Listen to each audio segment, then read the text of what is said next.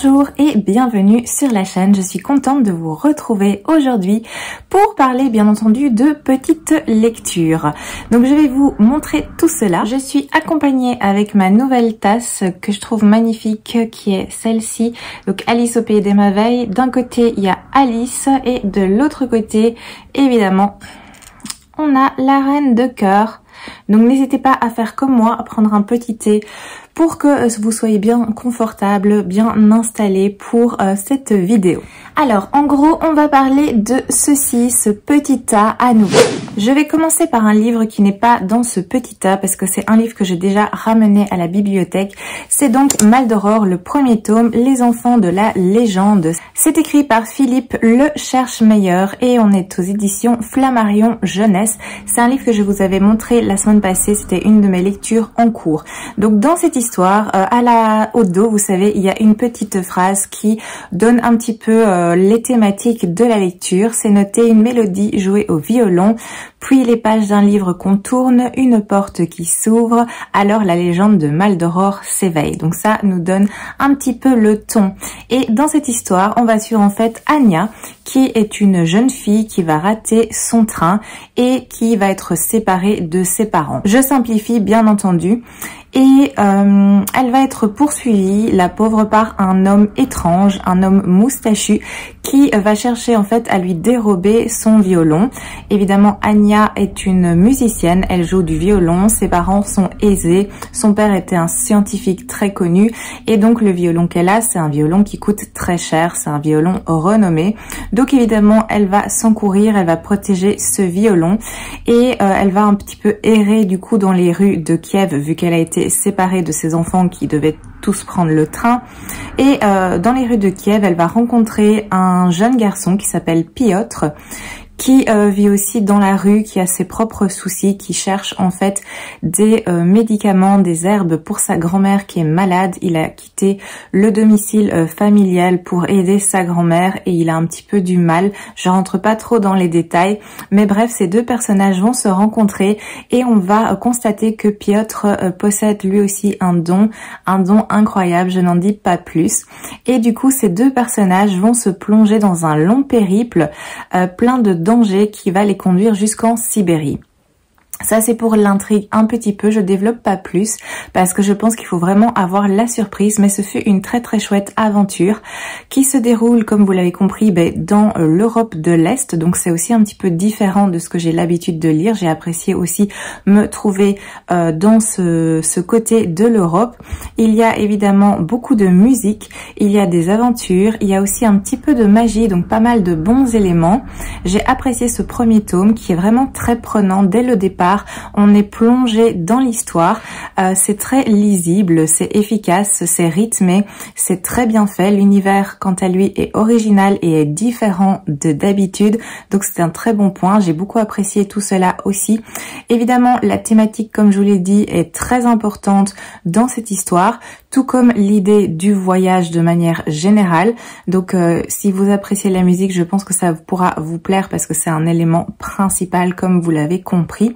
Donc je suis très curieuse de découvrir la suite, c'est une trilogie d'après ce que j'ai compris et je pense que je vais me fournir le second tome pour pouvoir lire et suivre les aventures de Piotr et Anya parce qu'il se passe vraiment beaucoup de choses. Il y a des belles thématiques, il y a des thématiques de courage, de loyauté, d'amitié. C'est vraiment très très bien amené, ce fut une belle aventure pour ma part, donc je peux vous le recommander. J'ai également lu celui-ci, qui est Les Aiguilles d'Or de Michael McDowell aux éditions Monsieur Toussaint l'Aventure, ou l'Ouverture, j'hésite toujours. À l'Ouverture, Monsieur Toussaint l'Ouverture, qui font des livres magnifiques. Je vous l'avais déjà montré, je pense, la semaine passée. Donc, j'ai pris ce livre, pourquoi? Parce que Michael McDowell, c'est l'auteur de Blackwater, la série Blackwater, que j'avais découvert et que j'ai adoré. C'était un coup de cœur de l'année passée, du coup. Le temps passe vite. Donc j'étais très curieuse de lire d'autres écrits de cet auteur et c'est pour ça que je me suis acheté dès la sortie celui-ci qui est magnifique, donc ça pousse un petit peu plus à l'achat aussi, il faut bien se l'avouer. Donc dans cette histoire, nous sommes en fait à New York à la fin du 19e siècle et on se retrouve dans une ville où en gros on a deux mondes qui existent, qui coexistent.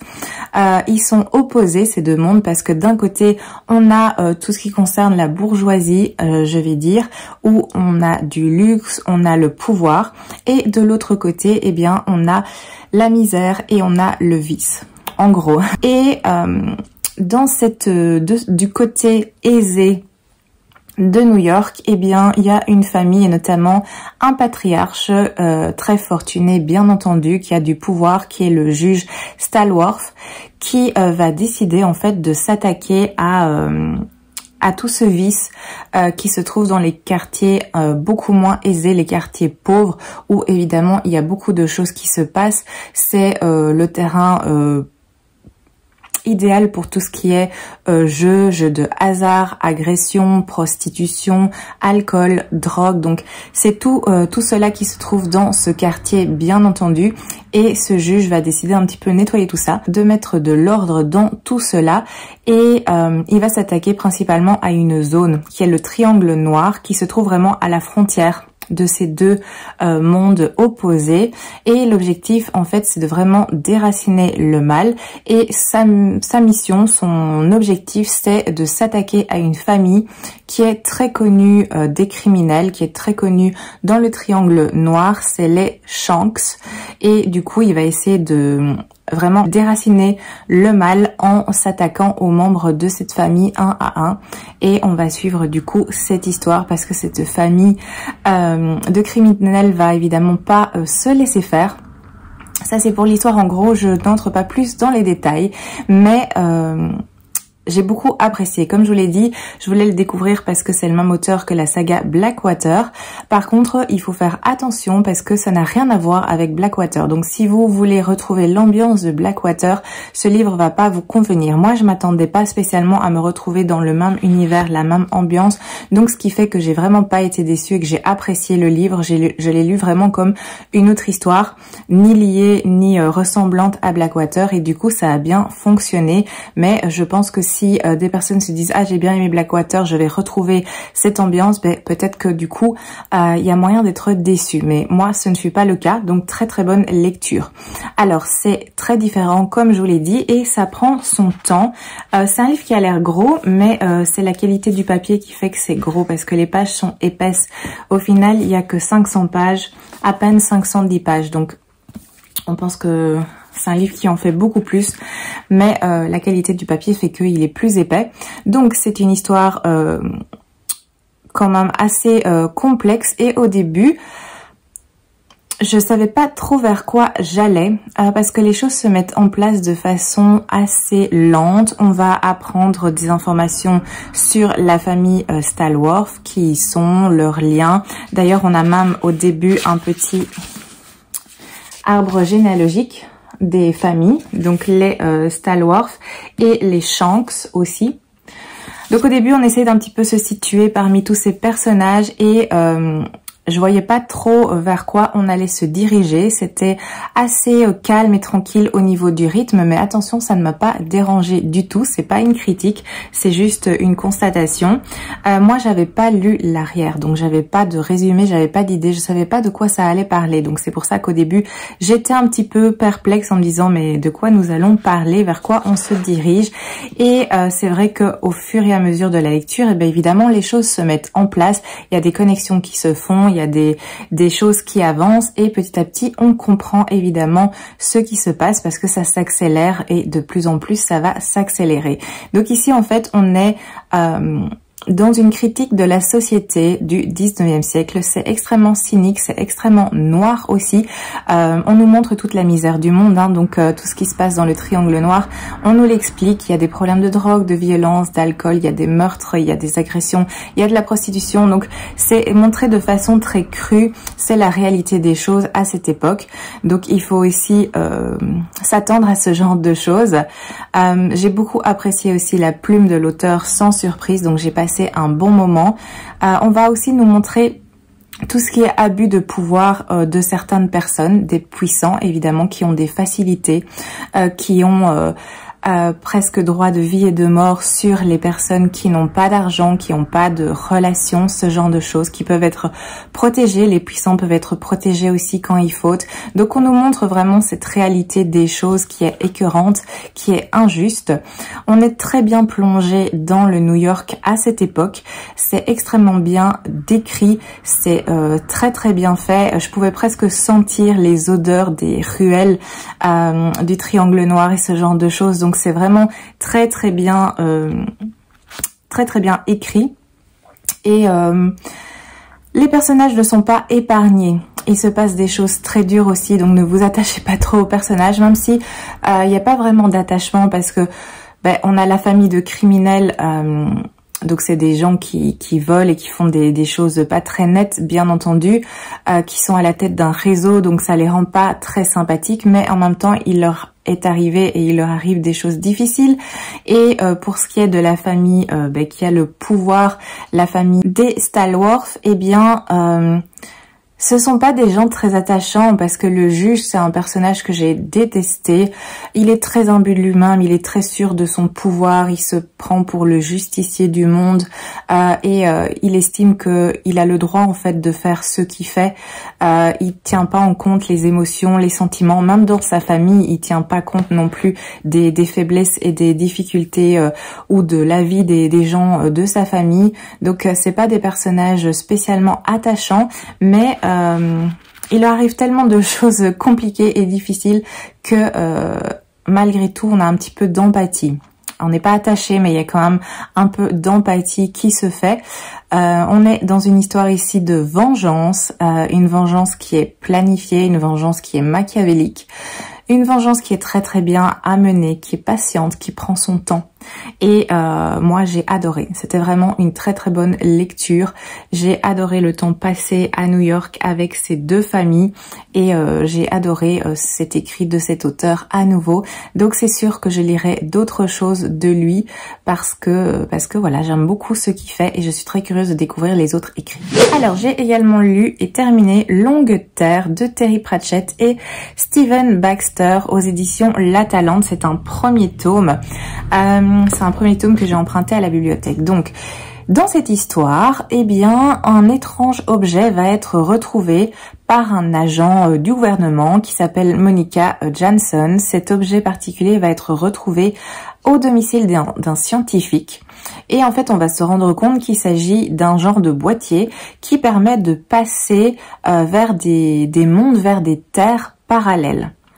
Et on va se rendre compte qu'il existe un nombre infini de ces terres parallèles dans lesquelles il n'y a pas de présence humaine. Et cette découverte va faire grand bruit, bien entendu. Ça va tout chambouler, ça va tout remettre en question. Et une mission d'exploration va être envoyée pour découvrir en fait toutes ces mondes parallèles. Cette mission va se faire dans un dirigeable, et deux personnes vont faire partie de cette mission. Il y a Josué, qui est un jeune homme qui est capable, lui, de passer d'un monde à l'autre sans moyens mécaniques. Donc les personnes de manière générale ont besoin du boîtier pour pouvoir effectuer le transfert, le passage, mais lui, depuis qu'il est né, en fait, il peut passer sans avoir besoin d'une aide mécanique et sans ressentir aussi les effets des nausées, ces genres de choses qui arrivent quand on passe d'un monde à l'autre. Et il va être accompagné par Lobsang, qui est une intelligence artificielle qui va l'accompagner dans cette mission d'exploration. Donc on va suivre ces deux personnages dans leur voyage. Ça c'est pour l'histoire en gros. Alors c'est vrai que c'était une idée, une lecture même qui me tentait beaucoup. J'avais lu le résumé, ça parlait de monde parallèle, je me suis dit ça peut être sympa. C'est écrit par Terry Pratchett aussi, donc j'avais lu le premier tome de la 8e couleur, c'est pas le même univers, c'est de la fantasy, ici c'est plus de la science-fiction, mais j'avais bien apprécié la plume de l'auteur qui avait beaucoup d'humour, etc. Donc je m'étais dit, pourquoi pas tenter. Et je dois dire qu'il s'agit d'un premier tome. Je pense qu'il y en a 4 en tout, mais ce premier tome est vraiment très très lent. Donc il faut le savoir. C'est contemplatif pendant une très très grosse partie du roman. C'est vraiment à la fin. C'est un livre qui fait quand même 380 pages, donc c'est pas un petit livre non plus. Et c'est vrai que c'est dans la toute dernière partie qu'il y a des choses qui commencent à un petit peu avancer, que l'intrigue se met en place. Donc il faut vraiment beaucoup de patience. Tout le long du roman, on va suivre les 2 personnages, donc Josué et l'intelligence artificielle, qui vont échanger, qui vont découvrir des mondes parallèles, qui vont faire des observations, qui vont explorer en fait. On va avoir beaucoup de réflexions aussi via le personnage de José, mais ça reste assez plat. C'est vraiment à la fin que là il y a des choses qui bougent un petit peu plus, et du coup c'est vrai que ce fut pas une lecture incroyable, parce que même si j'ai aimé la plume et l'univers, eh bien j'ai trouvé ce récit très long, un peu trop long. Je m'attendais aussi à plus d'humour étant donné Terry Pratchett, mais au final c'est pas vraiment le cas. C'est pas très drôle comme roman, donc je sais pas du tout si je vais continuer cette série. En tout cas pas pour le moment. J'ai eu assez avec ce premier tome.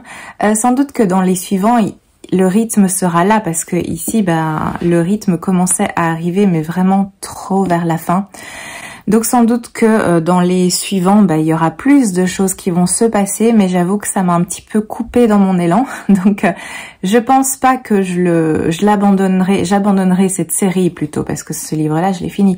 Donc je pense pas que je vais abandonner cette série à jamais, mais je vais pas aller emprunter la suite tout de suite. Peut-être que ce sera dans quelques semaines, dans quelques mois, dans quelques années, je ne sais pas, mais on verra bien. Donc voici pour celui-ci. Alors j'ai également terminé celui-ci qui est La Cour des Miracles, le tome 2 de Vampiria de Victor Dixen aux éditions Robert Laffont. Je vous en avais parlé parce que c'était une de mes lectures en cours, et je vous ai dit que j'avais beaucoup aimé le premier tome et j'avais envie de poursuivre. Je me suis même acheté le 3e tome, donc c'est pour dire comme j'apprécie cette série, cette saga, en tout cas cette première trilogie.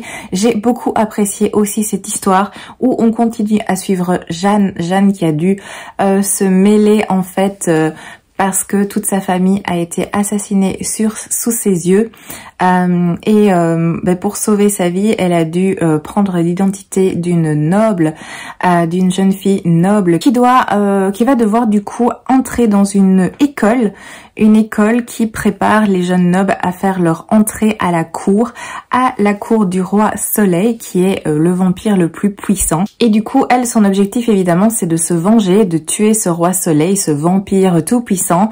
Et elle a quelques difficultés à réaliser sa mission, mais elle lâche pas l'affaire. Et on continue à les suivre évidemment dans ce 2e tome, où il y a un autre danger qui arrive, dans le sens où il y a une mystérieuse vampire renégate, on va dire, qui demande aussi sa part du pouvoir. Elle règne sur Paris, et en fait elle a comme armée, je vais dire, des ghouls. Donc ce sont des créatures extrêmement dangereuses qui agissent la nuit, qui sont très violentes, et du coup il y a cette confrontation entre cette nouvelle venue et le roi Soleil, qui veut pas se laisser faire évidemment, qui lui veut pas lâcher son pouvoir et accorder une place à cette vampire renégate. Et donc il va envoyer ses écuyers, donc Jeanne et d'autres personnages également qu'on rencontre dans le premier tome, pour tenter de capturer cette vampire renégate. Donc ça c'est pour l'histoire, je dis pas trop parce que comme c'est un second tome, je vais pas vous donner trop d'informations, mais c'est toujours aussi agréable à lire, à suivre. J'aime beaucoup cet univers, j'aime beaucoup cette histoire. Je suis très curieuse de lire la suite, bien entendu. Il se passe énormément de choses, c'est bien construit, c'est bien structuré, les personnages sont attachants, il y a beaucoup de rebondissements, d'événements. Donc c'était vraiment top. Et je lirai la suite. J'ai également terminé Steam Sailor, le 2e et le 3e tome donc de cette trilogie. J'ai cette magnifique édition que vous avez déjà vue aux éditions Gulfstream. C'est écrit par Ellie S. Green. Donc j'ai écouté en fait la suite, le 2e et le 3e tome, et j'ai adoré cette histoire. Ici dans cette intégrale, il y a encore un petit préquel à lire. Donc c'est pour ça que j'ai laissé mon marque-page. Il y a Les Enfants de la Fortune qui est une petite nouvelle précédant les Steam Sailor. Donc il me reste ça à lire, ce que je vais faire évidemment dans pas trop longtemps pour avoir toute l'histoire. Et j'ai adoré, c'était vraiment top, c'est génial. Donc en gros, je vous rappelle un petit peu le premier tome. Jadis on avait les alchimistes qui inventaient plein de choses incroyables grâce à leur magie et à la science également. Mais cette époque est révolue, les alchimistes ont disparu et il existe une légende qui dit qu'ils auraient caché un fabuleux trésor dans une cité secrète. Cette cité n'a jamais été retrouvée et en fait on va suivre Prudence, qui est une jeune fille qui va être par un concours de circonstances enlevée par des pirates et emmenée à bord de leur vaisseau qui s'appelle l'Héliotrope. C'est un navire volant de pirates, comme vous l'avez compris. Et en fait, elle va découvrir que ces pirates recherchent la cité et le trésor des alchimistes. Et Prudence va apprendre qu'ils détiennent un indice pour y arriver. Donc on va suivre cette quête et c'était vraiment top. J'ai adoré le 2e et le 3e tome. C'est très prenant, c'est addictif, ça se lit tout seul. Il y a plein d'aventures, il y a plein de choses qui se passent. C'est vraiment très très bien écrit. J'ai adoré cet univers. Je suis contente de les avoir lus, mais un peu triste de devoir quitter en fait cette histoire. Pas tout à fait, vu que j'ai encore le petit préquel à lire. Mais d'office, c'est un livre que je vais relire. C'est vraiment excellent. Le livre en lui-même est magnifique. Cette intégrale est vraiment splendide. À la fin, on a un petit glossaire avec des petites informations concernant tout ce qui est les navires, qu'est-ce qu'une cambuse, un canot, un chaland, une chaloupe, bref, il y a plein de petits mots comme ça pour nous aider. Et alors, ce qui est sympa aussi, c'est qu'on a des lettres, un échange de lettres entre les membres de l'Héliotrope qui se passe tout à la fin, bien entendu, et c'est mis comme ceci, hein, comme si c'était vraiment écrit. On a plusieurs petits échanges épistolaires entre les membres de l'équipage. On a aussi, voici, des carnets de dessin. Il y a vraiment beaucoup de choses. C'est un livre magnifique que j'ai adoré découvrir et je l'ai pas complètement fini hein, vu qu'il reste le petit préquel. Je crois que je vous avais déjà montré, mais on a aussi des dessins de l'équipage, des membres de l'équipage ici, comme ça. Donc franchement, c'est un magnifique ouvrage, c'est une histoire géniale. Si vous l'avez pas encore découverte, n'hésitez pas, foncez parce que c'est vraiment top. Comme je vous l'ai dit, moi j'étais un peu triste de quitter cet univers et je vais relire, ça c'est sûr et certain, parce que j'ai vraiment adoré. Et dernière chose, j'ai lu celui-ci, donc Anne Granger, l'orpheline de Salisbury, aux éditions 10-18 de cette série Les Enquêtes de Lizzie Martin, que j'adore. C'est le 7e tome si je ne vous dis pas de bêtises. Il m'en reste encore un à lire et je serai à jour, je pense. Et j'ai adoré cette petite lecture. Moi j'aime beaucoup cette série, je vous en parle depuis un petit moment si vous me suivez. Donc ici on se trouve à Londres à l'époque victorienne et on va suivre le personnage de Lizzie Martin et de l'inspecteur Benjamin Ross, qui est un inspecteur de Scotland Yard.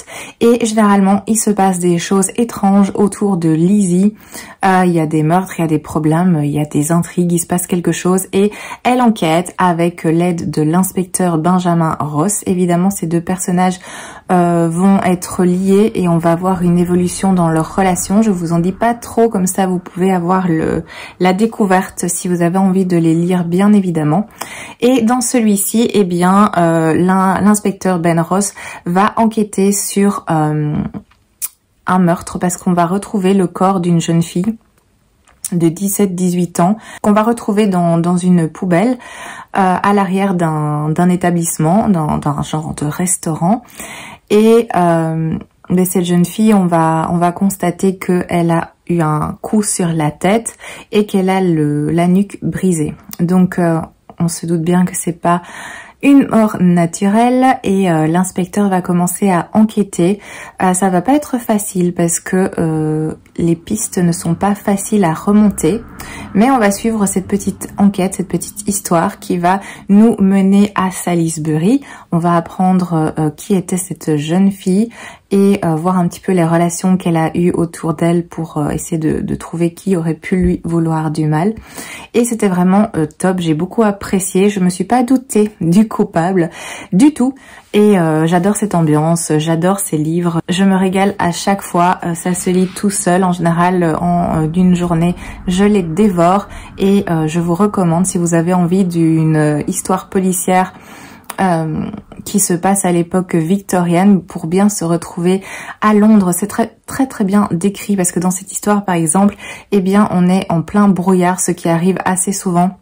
C'est une purée de poids incroyable et du coup on ressent bien aussi l'atmosphère et toute la pollution et toute la crasse qu'il y avait à Londres à cette époque. C'est vraiment très bien fait et je vous recommande cette série de Lizzie Martin. Voilà pour mes lectures faites cette semaine. Je vais maintenant vous parler de mes lectures en cours. Alors comme je vous l'ai dit, annoncé la semaine passée, j'ai commencé Le Tueur de l'ombre de Claire Favant aux éditions Pocket, le 2e tome, donc la suite du Tueur intime que j'avais terminé la semaine passée, dont je vous en ai parlé. J'ai commencé, je suis à la page 74, donc je lis un petit peu comme ça, mais je suis très contente de poursuivre cette histoire. Je suis toujours dans cette brique, l'Empire du Vampire de G. Christophe aux éditions de Saxus, mais j'ai bien avancé, je suis ici, je suis à la page 250 environ, donc ça veut dire que j'ai lu 25%, un quart on va dire de cette histoire, un petit peu plus, et j'aime vraiment beaucoup. Il y a plein de superbes illustrations au fil des pages dans ce genre, c'est magnifique et je suis toujours l'histoire qui est racontée par Gabrielle, qui nous raconte en fait sa vie et c'est vraiment top pour l'instant, donc je vais avancer. J'ai également entamé cette lecture qui est La Malédiction de Highmoor aux éditions Casterman. C'est écrit par Erin A. Craig et j'ai avancé, je suis à la page 125. Il y a des jolis chapitres comme ceci. Pour l'instant j'aime beaucoup. Il y a une malédiction qui pèse sur une famille, une riche famille et puissante et apparemment il y a des morts soudaines. Les filles en fait du roi, si je me trompe pas, ou du duc. Voilà, le duc, c'est pas un roi, c'est le duc. Le duc perd en fait ses filles. Il y a déjà eu plusieurs morts qui ont l'air accidentelles, mais on se doute bien qu'il y a un truc. Et apparemment, il y a une malédiction qui pèse sur cette famille, même si on veut pas trop en entendre. C'est maintenu secret, caché. Et là, on arrive dans l'histoire, il y a une des filles qui est décédée. C'est pas la première et l'histoire commence avec la mort de cette jeune fille. Et il y a une de ses sœurs qui cherche un petit peu à savoir davantage et qui se rend compte en fait que c'était pas accidentel et qu'elle pense en fait que sa sœur a été tuée. Donc je pense que ça va prendre un petit peu le chemin d'une enquête. Pour l'instant j'aime bien, c'est agréable, ça se lit bien, c'est fluide, on se retrouve facilement dans l'histoire, donc je vais avancer. Et alors je suis également dans cette lecture qui est White Smoke de Tiffany D. Jackson aux éditions Stardust, qui se lit très vite. Je suis à la page 148, c'est un livre qui fait 400 pages environ. Ah ça je peux retirer. Voilà, donc je suis là et franchement j'ai pas passé des heures dessus, donc ça se lit extrêmement vite. Je l'aurai terminé, ça c'est certain, d'ici la semaine prochaine. Ça parle d'une maison hantée en gros. Pour l'instant j'ai pas peur, mais J'aime assez bien. C'est pas non plus un engouement de fou, mais je passe un bon moment. J'ai hâte de découvrir la suite et voir vers quoi on va se diriger. Et alors, j'ai commencé celui-ci, Les Contes Macabres, le volume 1 de Edgar Allan Poe. C'est illustré par Benjamin Lacombe et c'est aux éditions Métamorphose. C'est un livre magnifique que j'avais reçu pour Noël l'année passée. J'avais reçu le premier et le second volume, donc je m'étais dit qu'il était temps de le lire. Et j'ai commencé, je suis à la page 54, ça fait ça. Donc vous voyez, enfin, ça se lit assez vite parce que on a des illustrations magnifiques.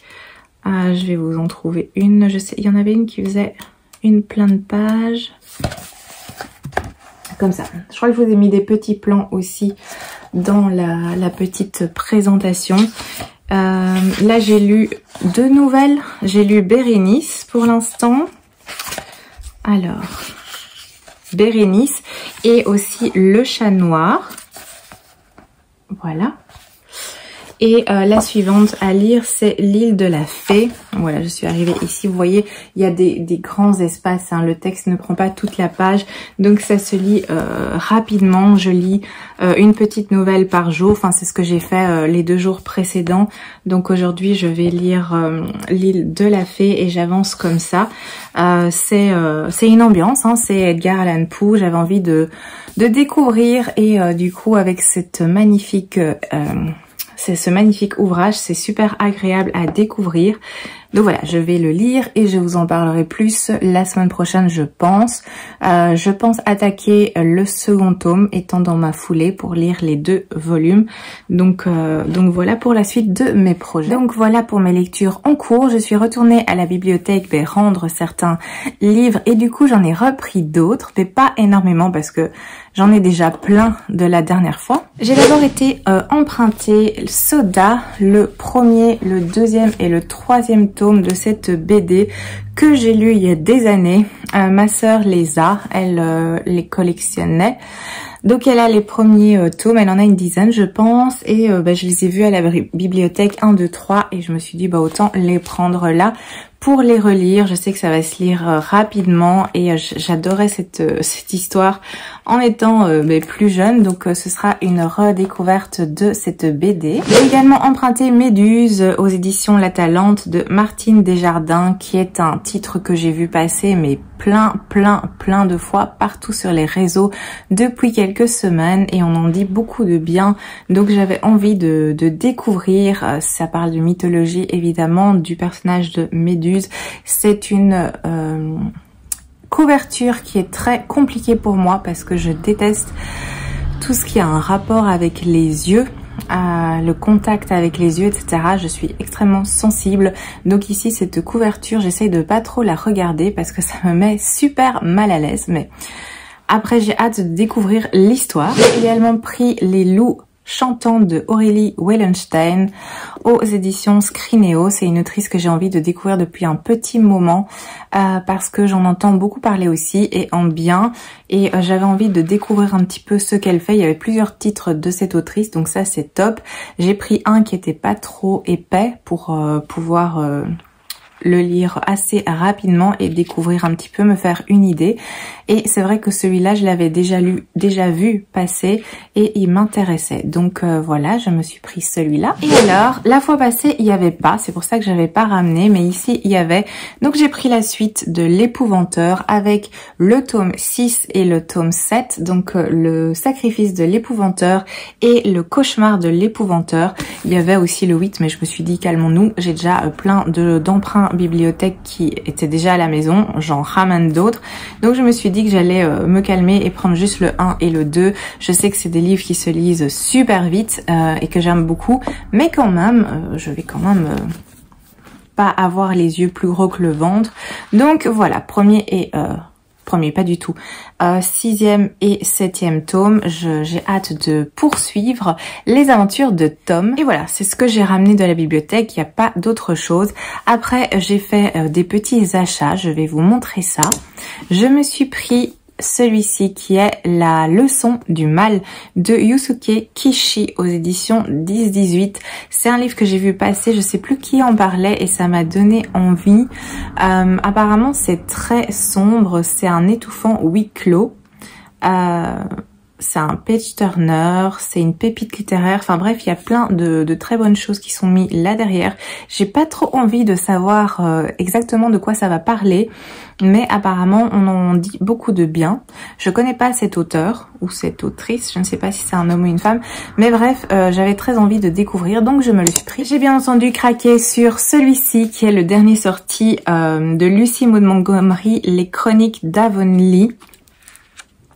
Je les ai tous, j'ai lu le 1, 2, 3, je pense, j'ai lu Anne de Redmond, c'est le dernier que j'ai lu, et après il y a Anne de Ingleside, je pense, qui fait très hiver, d'ailleurs je l'ai prévu dans ma palle d'hiver, que je dois encore préparer. Mais c'est une saga que j'adore, c'est chez Monsieur Toussaint l'Aventure, c'est des livres magnifiques. J'aime beaucoup cette histoire de Anne, je vous en ai déjà parlé plein de fois. Et ici c'est des petites chroniques, donc c'est à découvrir une fois que la saga sera lue en entier. Donc j'ai un peu de temps, mais j'avais absolument envie de l'avoir déjà dans ma bibliothèque. Alors je me suis pris celui-ci qui est Sélénité. La Tour de Sélénité de Arnaud Codeville. C'est de l'auto-édition et c'est un auteur que j'avais envie de découvrir. J'en ai entendu parler. Je crois qu'il était aussi au salon du livre de Mons. Comme j'avais déjà acheté beaucoup de choses, je me suis un petit peu freinée. Mais c'est apparemment plus de l'horreur. Il y a la petite phrase ici à l'arrière qui dit « Si l'horreur avait la possibilité de se matérialiser, je pense en avoir été le témoin cette nuit-là ». Donc c'est un peu frissonnant d'après ce que je comprends et je suis très curieuse de découvrir des livres qui font un peu peur. Je suis toujours dans le mood automnal frissonnant comme ça, donc j'avais envie de le découvrir. Je me suis pris celui-là tout à fait au hasard. Petit livre que j'ai hâte de découvrir. Alors je me suis aussi pris celui-ci qui est le premier tome de Evie Wyld, Quand la fainéantise rime avec la magie, qui est une série qui est apparemment connue aux éditions Bookmark et que j'avais envie de découvrir depuis un petit moment. C'est vrai que je suis assez curieuse de découvrir cette collection qui apparemment est très très drôle. C'est des histoires qui sont vraiment amusantes, donc j'avais envie d'un petit peu découvrir et je me suis décidée. J'ai enfin craqué, je me suis pris le premier tome afin de découvrir. Si vous avez lu, n'hésitez pas à me dire ce que vous en avez pensé, bien entendu. J'ai également craqué pour celui-ci, le premier tome de Treats of Power de V.I. Schwab aux éditions Lumen, après moult réflexions, à savoir si je m'achetais le relié avec jaspage et tout le tralala ou le brochet. Ça fait depuis qu'il est sorti que je me pose la question. J'ai enfin craqué pour le brochet parce que c'est vrai que je trouve honnêtement, j'achète des reliés, c'est pas ça, j'aime beaucoup les reliés, je les trouve magnifiques, surtout quand il y a du jaspage, mais je trouvais que le prix du relié, de celui-là en tout cas, était abusé et que la différence entre le prix brochet et relié est super grand. Celui-ci coûte 18 €, donc c'est un livre qui est pas très cher en soi. Quand on voit que c'est un livre qui fait 750 pages, 18 € pour un livre qui fait 750 pages en grand format, c'est pas cher. Il y a aussi, comme d'habitude avec les livres de V.I. Schwab, des chapitres et des choses comme ça qui sont intégrés. Donc le papier est de qualité, ça se sent, etc. Il y a un confort de lecture malgré la brique. Et c'est des livres qui se dévorent, parce que moi j'ai en grand format comme ça les Shades of Shadows, etc. La trilogie. Mais je pense que le relié est à 28 €. Si je me rappelle bien, je crois que c'était 10 € de plus que le brochet. Et là, je me suis dit que c'était un petit peu exagéré. C'est la même histoire, c'est juste qu'il y a des pages dures avec un très très beau jaspage. Je remets pas en question la qualité et la beauté de l'objet, mais je trouve que la différence entre les deux était beaucoup trop importante. Quand c'est 5-6 € de différence entre le brochet et le relié, alors je fonce et je prends un relié, mais là c'est un petit peu trop. Donc, comme j'aimais beaucoup aussi la couverture du brochet, je trouve qu'elle est vraiment très jolie. Je l'ai pris en brochet. Et puis, comme j'ai déjà les Shades of Magic en brochet, je me suis dit, prends la même chose comme ça dans la bibliothèque, ça sera... ce sera très bien, ça donnera pareil. Donc voilà, j'ai craqué pour celui-là, j'ai très hâte de le découvrir, mais je me dis que, étant donné que la suite n'est pas encore sortie, est-ce judicieux de déjà se lancer dans la lecture sans avoir la suite à disposition? Je sais pas. Et enfin, je me suis pris celui-ci de Marissa Meyer, qui est Cursed de Saxus, aux éditions de Saxus, qui est en fait la suite de... j'ai un trou de mémoire de... J'espère qu'il y a une petite aide. Il n'y a pas de petite aide. Ah si, à l'arrière, de Gilded. Voilà, Gilded que j'avais vraiment beaucoup apprécié. C'est une revisite de conte avec le personnage de Rumpelstiltskin. Et j'avais bien apprécié le premier tome. Du coup, j'étais très curieuse de découvrir évidemment le second tome, la suite qui clôturera cette histoire. Donc, j'ai pas pu attendre, je n'ai pas hésité. Et je l'ai pris en relié parce que le premier, je l'ai pris en relié aussi, donc pour que ce soit pareil dans la bibliothèque évidemment. Je me suis décidée à prendre celui-ci qui est très joli, très élégant. Donc voilà pour mes petits achats dernièrement. J'espère que cette vidéo vous a plu. Je vous remercie d'avoir regardé. Je vous remercie d'être là, d'être présent. D'ailleurs, je vois qu'on est presque 500 sur la chaîne. Donc je vous remercie énormément de votre présence, de votre soutien. C'est incroyable de se dire qu'on sera bientôt 500 sur cette chaîne. Donc merci à vous pour tout les échanges et pour votre présence tous les dimanches. N'hésitez pas comme d'habitude à me laisser des petits likes, des petits commentaires, qu'on parle de lecture, les livres que je vous ai montrés, les lectures que vous êtes en train de faire. N'hésitez pas à me raconter tout cela comme d'habitude. En attendant, je vous souhaite un excellent dimanche. Prenez soin de vous, que tout se passe bien et à très bientôt.